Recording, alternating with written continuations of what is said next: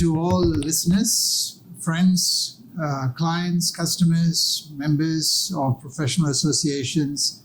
This particular video is on the question of GST, whether we should bring it in or we should not, or as to when we should bring it in. So I'm just sharing my thoughts on this particular topic with all of you for your own information. Now, as the government had made its decision in 2018 to abolish GST and reintroduce the sales tax and service tax, which we call SST, I think this suggestion to bring the GST back is unlikely to gain any immediate traction. It will take some time, but it will not be something we can introduce quickly. I'm sure the government is well aware of the pros and cons of GST and SST. Eventually, obviously, as part of the tax reform measures, a GST would be an appropriate measure to introduce, but it will need some time. Now, we have read in media reports that a committee is studying the feasibility of reintroducing the GST, but nothing more has been shared by the government as yet. The immediate focus now is that we should be looking into how to make the SST more efficient while we are studying the benefits of GST. Now, one reason why the SST revenue is lower than what was generated by GST is that the scope of items that were covered by SST right now is much lower than what was covered by the GST.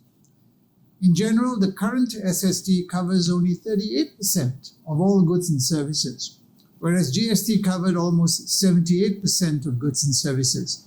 So based on that, isn't it logical that the revenue that is currently generated by the SST is only around 24 billion ringgit, whereas GST generated 44 billion ringgit?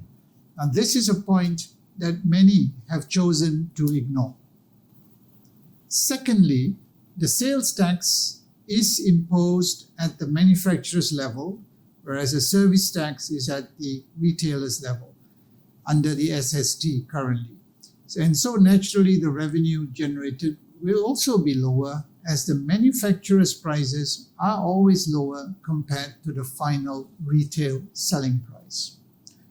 And thirdly, as part of the attempt to address complaints on price increases, many exemptions were given under SST when it was reintroduced in 2018. Of course, if GST was to be brought back and imposed at, say, 3%, and the coverage was similar to what it was earlier in 2015, theoretically we would collect around 22 billion or 24 billion, which again will not match the 44 billion ringgit that we collected when GST was introduced at 6%. So we must note that a SST at 6% and a GST at 6%, covering the same scope of goods and services, will actually produce the same amount of tax revenue, assuming that all will comply with the law and the authorities are able to enforce it effectively. So why then is the GST or value-added tax a common tax in many countries? I will come to that shortly in a few moments. The reality, however, is that if we bring back GST like what it was, we will again see price increases and profiteering, mainly because of lack of awareness or just total ignorance. The relevant agencies have shown the lack of ability to enforce the law time and time again. So that is another area that needs to be fixed. Nevertheless, it is inevitable that the tax base for SST will and must increase over time, and that should increase our SST revenue. Now, hypothetically, if SST was to be imposed at the retail level, based on retail prices on all goods and services, except for essential items, we will collect substantial revenue.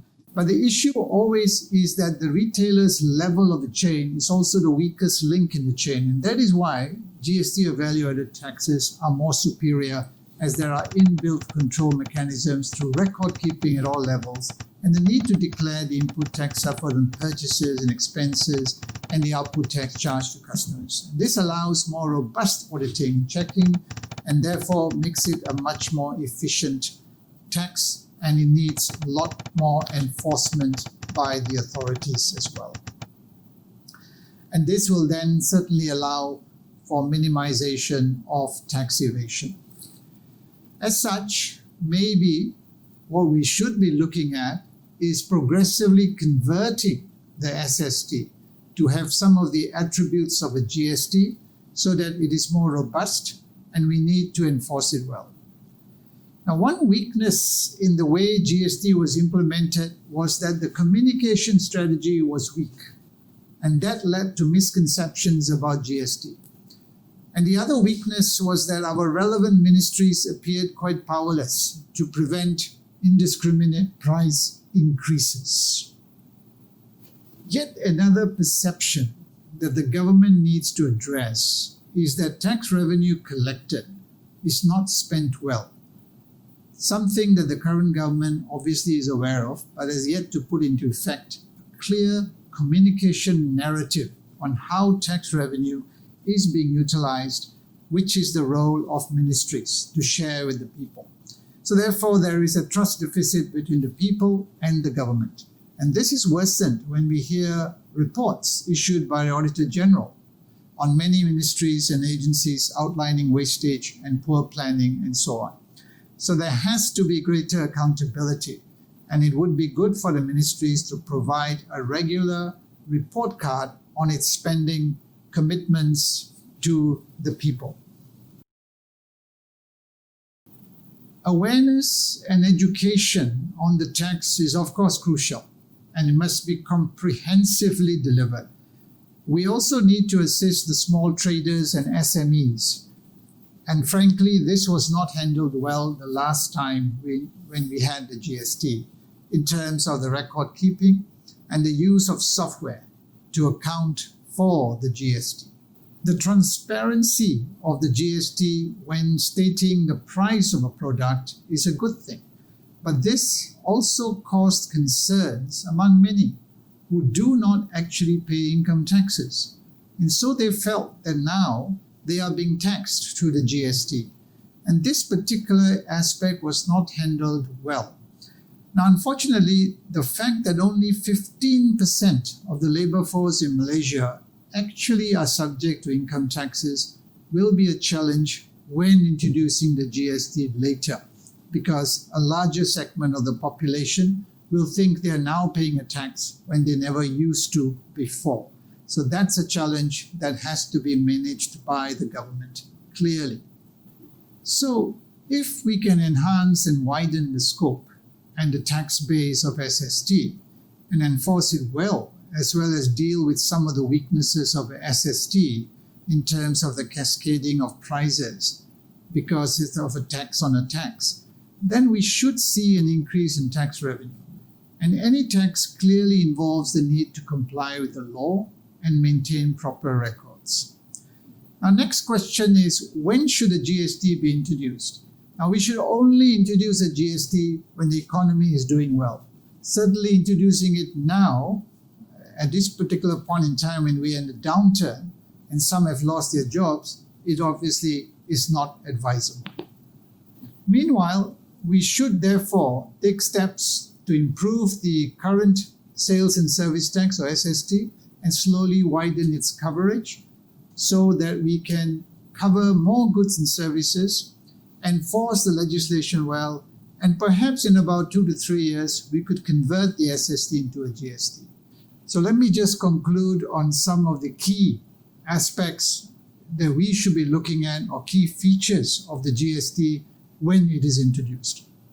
It is just a reminder that I think is good for all of us. So first item on the first feature is a broad scope of tax. That means a comprehensive coverage of goods and services.